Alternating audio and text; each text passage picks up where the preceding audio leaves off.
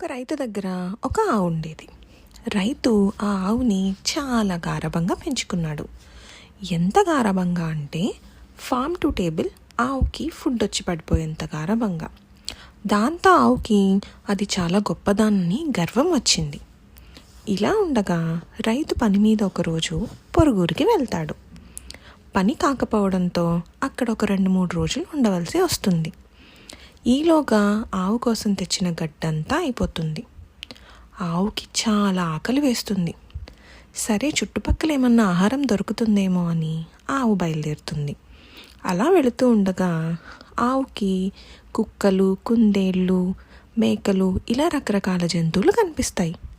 వాటందరినీ చూసి వీళ్ళందరికంటే నేనే పెద్దగా ఉన్నాను, నేనే నిజంగా గొప్పదాన్ని అన్న గర్వంతో చాలా ప్రౌడ్గా ఫీల్ అయ్యి దొరికిన గడ్డి మేయడం స్టార్ట్ చేసింది. ఈలోపు ఆవు ఎదురుగా ఒక దోమ వచ్చి నిలబడుతుంది. ఆ దోమను చూసి ఆవు, ఏంటి నువ్వు ఇంత చిన్నగా ఉన్నావు, నేను ఒక్కటిచ్చానంటే ఎగిరి పడతావు, వెళ్ళు వెళ్ళు అని అంటుంది. అలా హేళన చేయడంతో దోమకి పిచ్చి కోపం వస్తుంది.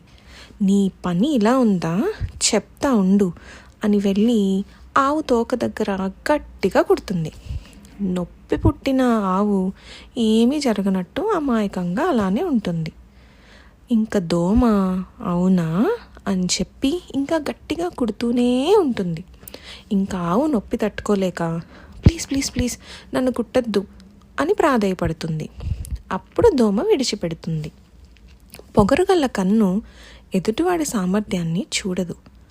మనం కూడా మన లైఫ్లో ఎదుటివాడి సామర్థ్యాన్ని ఎప్పుడోకప్పుడు తక్కువ అంచనా వేసే ఉంటాము. కానీ వాళ్ళు వాళ్ళ గొప్పతనాన్ని నిరూపించుకుని ఉంటారు. మీ లైఫ్లో అట్లా ఏమైనా సిచ్యువేషన్ జరిగి ఉంటే కామెంట్ సెక్షన్లో కామెంట్ చేయండి. ఈ స్టోరీ మీకు నచ్చినట్టయితే లైక్, షేర్ అండ్